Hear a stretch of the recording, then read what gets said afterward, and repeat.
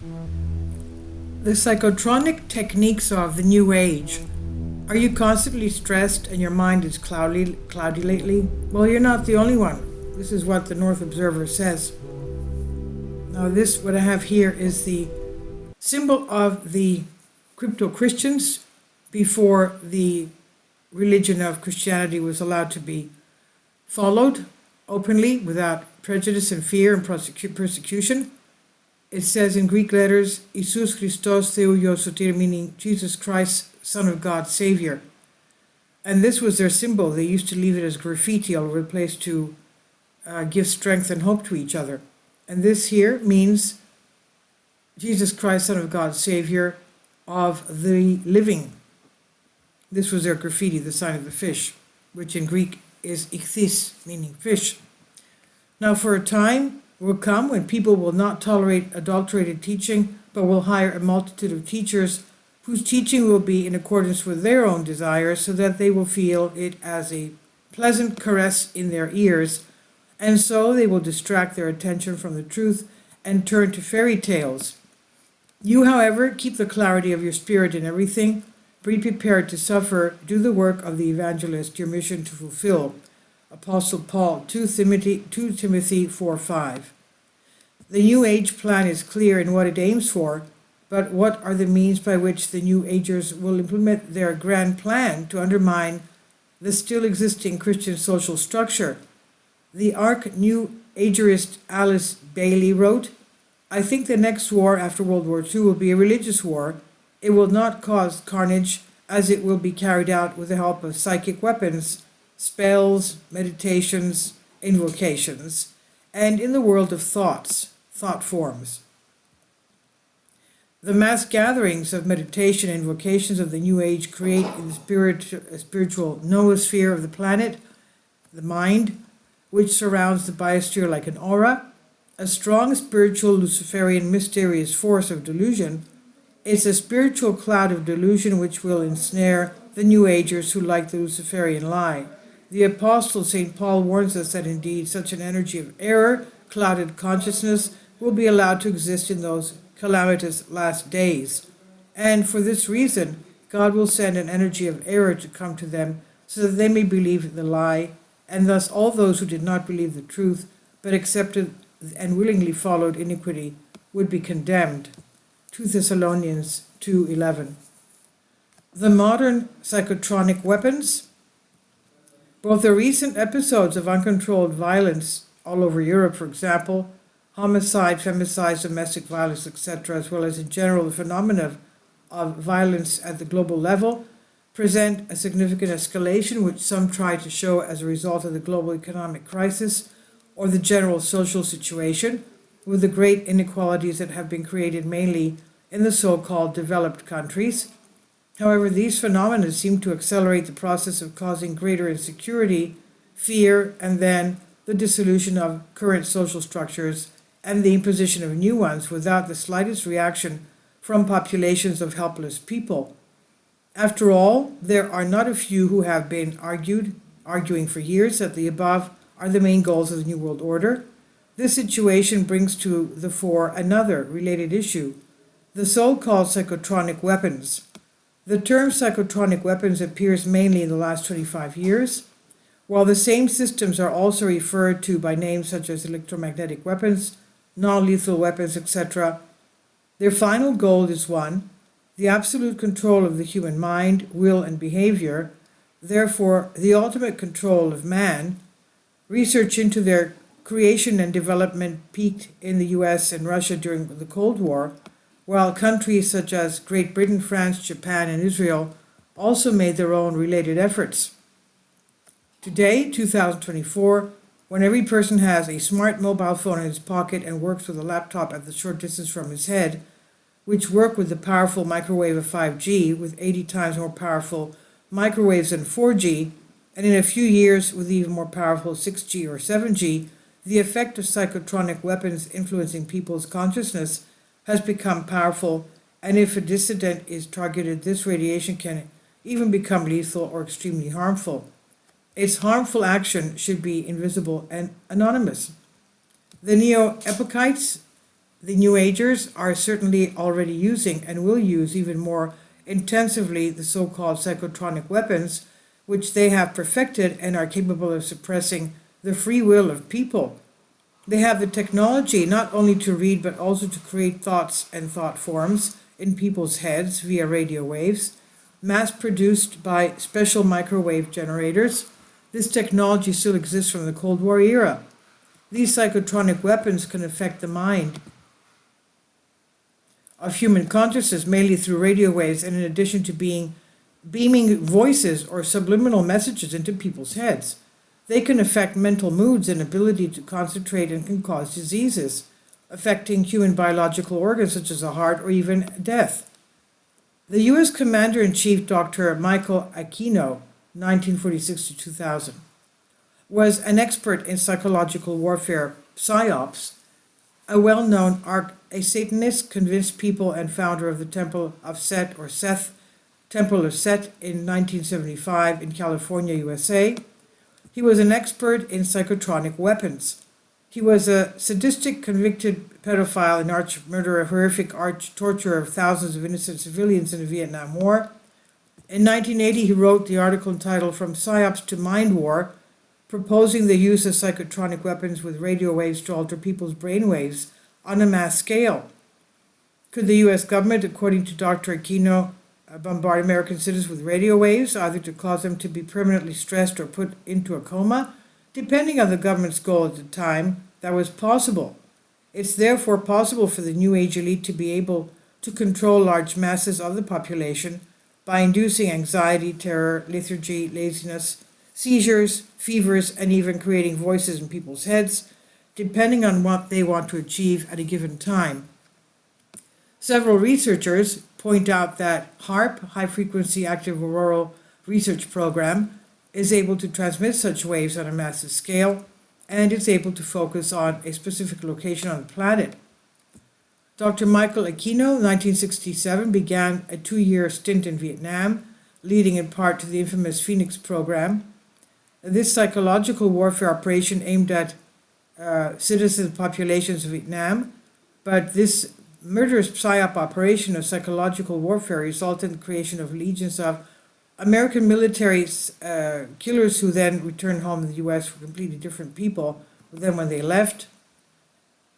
And many of them joined Satanism or after their participating in the Phoenix program. And the Satanist Dr. Michael Aquino, 1946 to 2020, was there to make them his followers.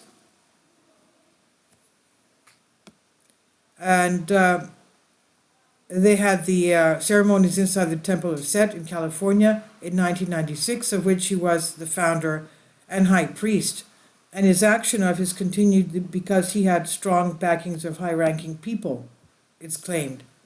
The New Agers envision an evolutionary leap as a powerful invasion of energetic demonic forces which are concentrated in Shambhala, or hell, which will occur as a result of the Great Invocation, which is a type of man-trap of immense spiritual demonic power and is capable of shaking the heavenly spheres and making people submit to the will of Shambhala, or hell, which helps bring about the necessary changes and adjustments in all aspects of planetary life, in our life. The Theosophists describe this spiritual energy with the terminology of the seventh-day ray of light, which will endow people with various New Age techniques, invocations, incantations, magic, rituals, etc. The New Agers claim that when a light network consisting of interconnected triangular energy force fields connects to the global energy force fields, when a large number of people, a critical mass on Earth, connect to this energy network, then they will make way for the New Age Christ, the lawless one, that is, and its entire hierarchy of spiritual demons to appear to establish their New Age kingdom. Then the sons of man will become one, they say. In mountains, lakes, and beaches, the New Ageites meditate and chant for hours with the great invocation of the coming of the Aquarian New Age and Messiah. In this group, the Great Appeal in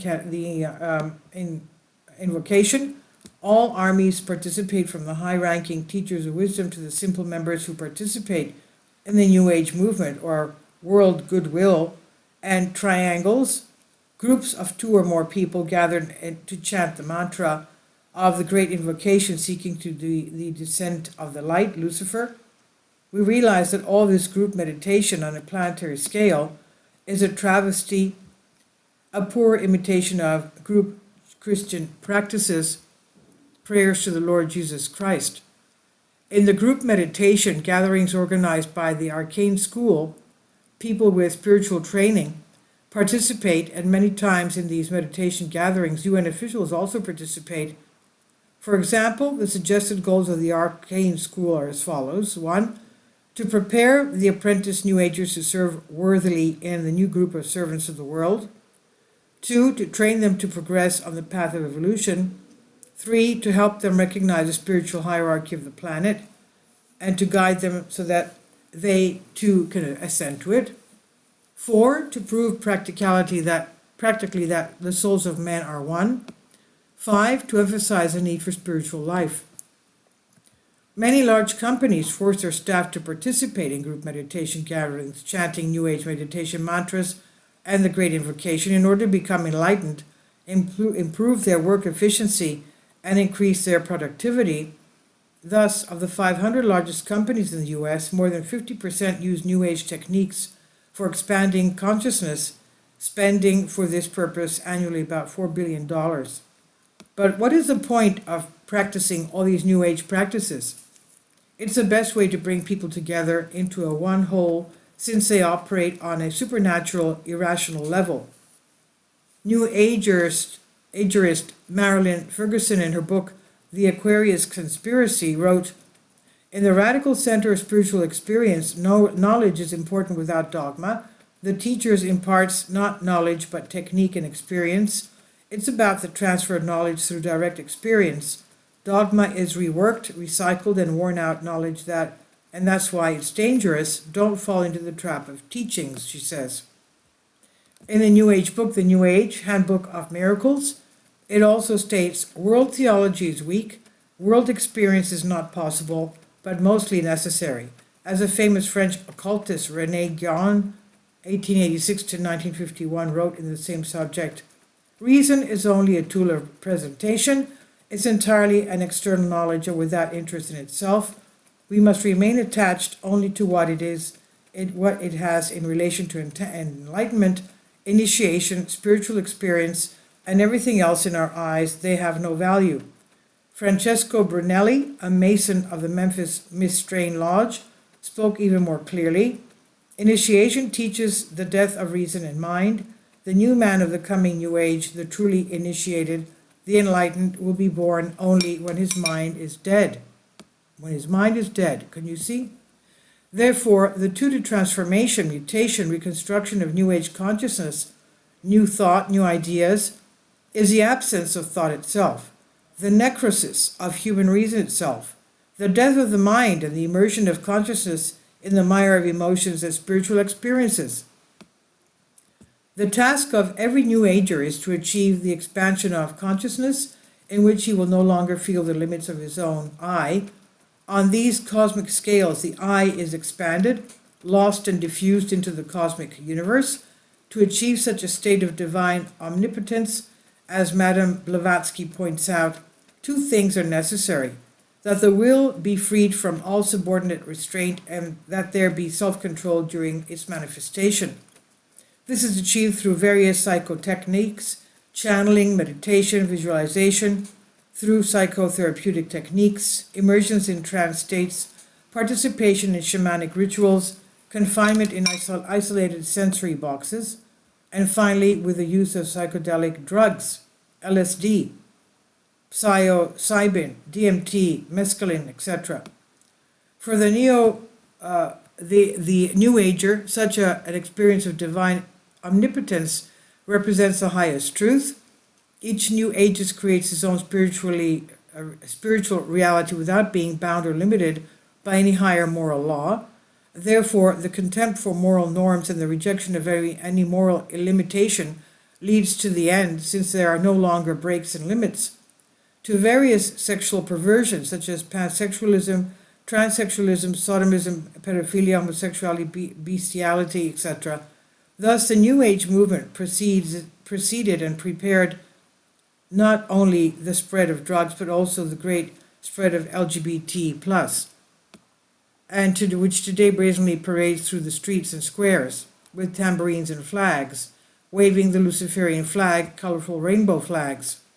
The New Ager teachings emphasize the cultivation of self-love, philo-tomarism, philo-autism and narcissism, arrogant selfishness, extreme individualism bordering on autism. Everyone lives on their own nightmare, in their own nightmare. Personal success and prosperity, physical and mental pleasures and enjoyment, all according to the Luciferian Crowley dictum, do what you will, do your will, do what you like. Thus the whole law, you're your own pope. One is the law that there is no law. And unfortunately, at this moment, 2024, in these bad days, this prevails all over the planet as a general rule of conduct, as a fashion, and that is why this dissolving social chaos that we see everywhere has prevailed. Thus, in the Russian New Age appendix, Dmitry Vereshchagin, DEIR, who teaches his own New Age version, gives the following guidelines. Only man himself knows what is good for him and what is bad. Everyone should be happy. Morality and immorality are artificially constructed social categories. Guilt and remorse are harmful and abhorrent feelings imposed by society, by the respective social institutions on a person. God is completely indifferent to all human actions. The universe is the wisdom of God. All of this is perfectly in line with the values of modern culture, its consumer ethics, and the fashion of the modern new spirituality. Dmitry Vereshchagin's DEIR school today is one of the largest Russian New Age occult organizations, with branches not only in many Russian cities, but also in other countries. The basic teaching of these Russian New Ages is that man can become the master of his own destiny. All that is needed is to get rid of the harmful influence of society. After all, an impersonal mass can easily be manipulated for its own interests. As Vereshchagin believes, it's society, the system, that is responsible for all human problems, including mortality. New Age mentalism combines Eastern psychotechnics with Western science.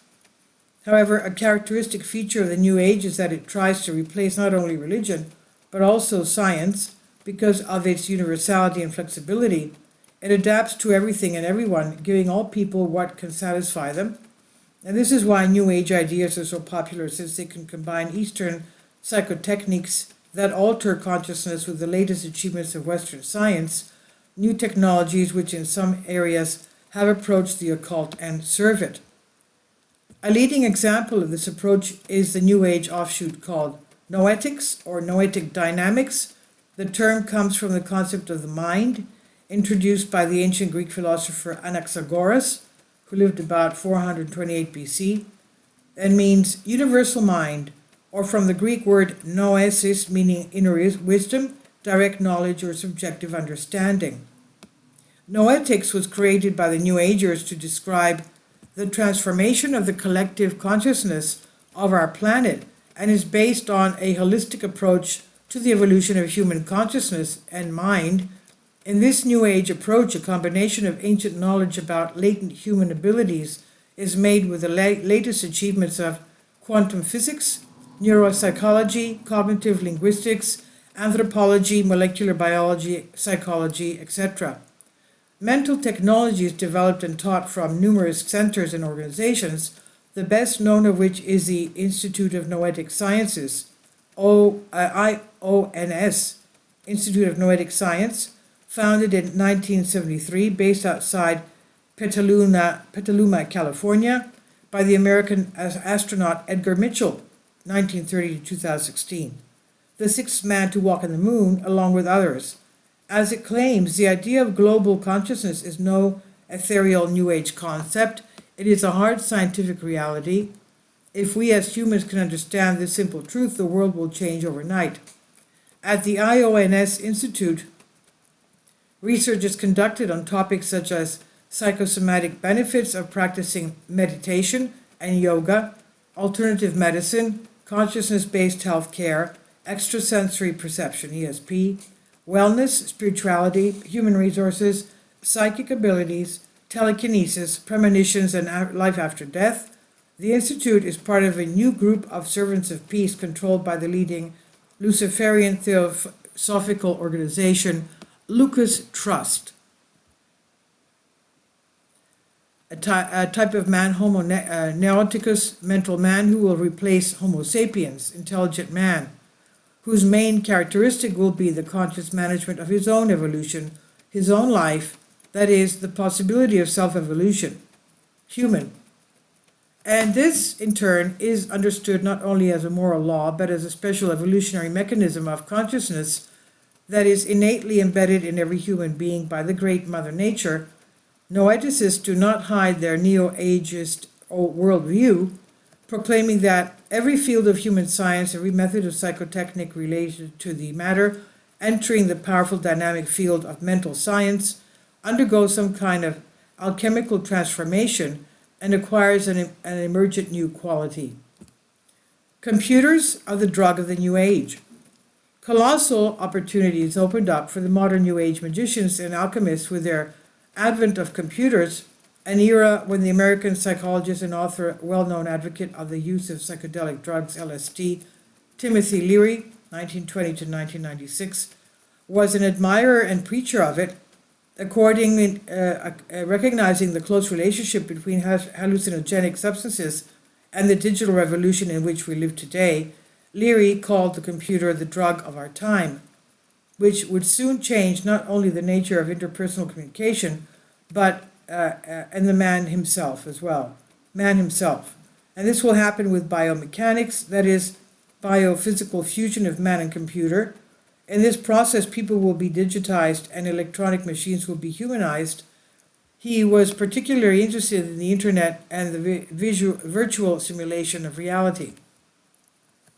As PhD researcher Eric Davis, author of Techgnosis, Myth, Magic, and Mysticism in the Information Age, 2015, he writes, Leary's visionary contribution to the popularization of personal computers in the 1980s was not just a manifestation of his selfish need to always be in the limelight. And as the author points out, when Leary in 1987 turned the course of exopsychology into infopsychology, he argued that the new digital devices of computers appeared to revive the dream of freaks, those young people who dress, comb their hair, and believe unconventionally, and who always wanted to reprogram their states of consciousness. With his astute psychological radar, Leary diagnosed that very quickly people's interest would shift from the external reality that surrounds them to the internal visual world of the computer. Many of the countercultural dreams of counterculture, autonomy and self-determination, and creative magic that had been lived out as young hippies under the delusion of LSD could now finally be applied to the digital virtual internet universe. The digital virtual system of the internet itself had become a new hallucinogen, and the most popular technical form of trance today became the trance of digital communication. It's no coincidence that the famous Canadian philosopher Herbert Marshall McLuhan, 1911 to 1980, the pioneering theorist of communication and mass media, called the computer the LSD of the business world. And with the advent of computers and the internet, and with the advent of new ways of creating virtual reality, theosophists have finally acquired that powerful alchemical tool they have been searching for centuries to be able to transform the consciousness of man. Indeed, digital technology has serious psychological consequences, especially for young people, in whom the boundaries of virtual reality and boundaries of reality itself become indiscernible and slowly merge. The contemporary Italian occult writer Alamir Zola, 1926 to 2002, in his book Out of This World, written in 1992, and also the author of the book The Androgyne, Reconciliation of Men and Women, The Androgyne, Reconciliation of Male and Female, 1982, describes how, with the advent of computers, the enlightened can finally change the size of their bodies, become invisible, travel to other planets. All this, as he predicts, will be widespread by 2030. Zola writes, "A man who can today easily access such virtual simulations of reality through computers will become deeply aware of the horror in which he is immersed most of the time, and then he will realize the fallacy of his very existence, which is the fundamental philosophical condition to be able to liberate from life." And Zola continues, "Today we still have only early and insignificant experiences, but when in the future virtual reality is perfected and reaches its full development, it will be possible to produce virtually visions, perceptions, sensations, and atmospheres completely undistinguishable from those we experience in reality as we know it. In these virtual realities will also be found an answer to what too many have refused to recognize as a basic human need: mysticism. Man and his consciousness will be modified due to the constant shift of his interest from everyday reality to a variety of virtual realities. Many fear precisely this result. I think that this transmutation of man's consciousness is desirable. Our sense of self will be deflated. Westerners, we will approach the sense of I that prevails among the Japanese. Not only that, but Western people will adopt and train in Buddhism, the first aim of which is to eliminate the sense of self, an illusion formed by a series of contingencies and causes.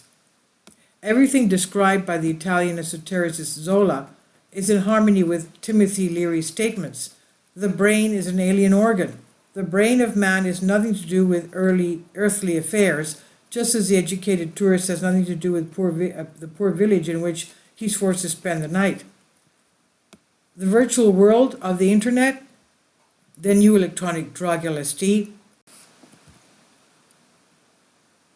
computer technologies and virtual realities created online are used by the modern Gnostics, and children are introduced to them from infancy through the video games they play under their eyes of their parents, against human nature itself, against its natural state, against the normal reality of man, which presents itself in reverse as an illusion from which we must get rid. And that is, reality is considered an illusion, and virtual digital reality is considered the only one that exists. The truth is therefore reversed. The old doctrine of the ancient Gnostics, of evil incarnated in matter and material reality, has taken a state-of-the-art digital form in which the immersion of the human mind in the virtual realities of cyberspace, the cosmic mind, is now achieved with a single hand movement, with a click, and these illusions created by virtual realities are far more lasting and effective than the psychedelic dives of using LSD and the ecstatic experience of shamanic rites.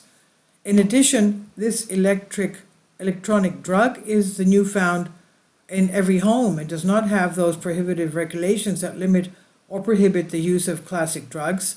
As the late Timothy Leary said on this occasion, what we lacked in the 1960s is now finally available.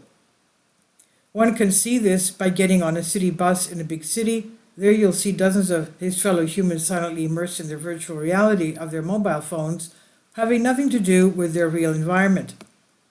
It's no wonder that the new age is also called the new information age, and it's no coincidence that the first personal computer, the Apple company, Apple I in 1976, with the logo of a bitten apple of paradise in shades of new age rainbow, sold for $666.66.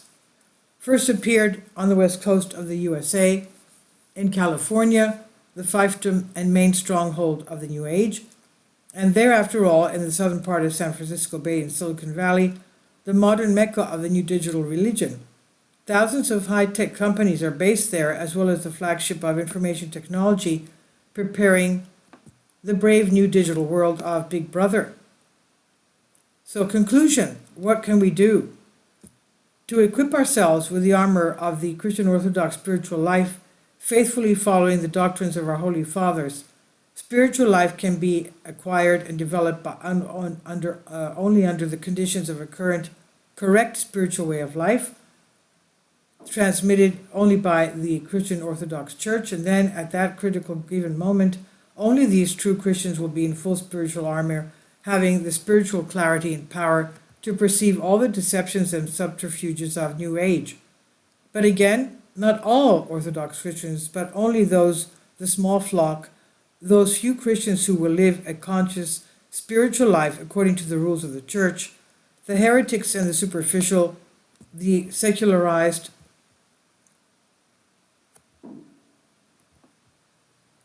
lukewarm Christians who lack the spiritual life, whether they exercise it incorrectly or partially, or in a distorted form, are inevitably in danger of falling prey to the psychotronic weapons of the New Agers, or of being powerless to react to their mighty satanic power with which they are equipped, because they will be unarmored by the grace of God, by the protection of the Holy Spirit. I remember my Asia Minor grandmother saying and repeating it many times, Jesus Christ is victorious and all evil is scattered, passing on to her grandchildren the wisdom of the ages, which at the time we, her grandchildren, did not understand much. And this I've translated from a Greek article. Please leave your comments. Thank you for your support. Finally, support my Patreon account. The daily posts are 5 videos daily, and they are totally different from what I have on my YouTube channel. Thank you so much for your support and that you find all my content so interesting. You'll find the Patreon account details in the description box below.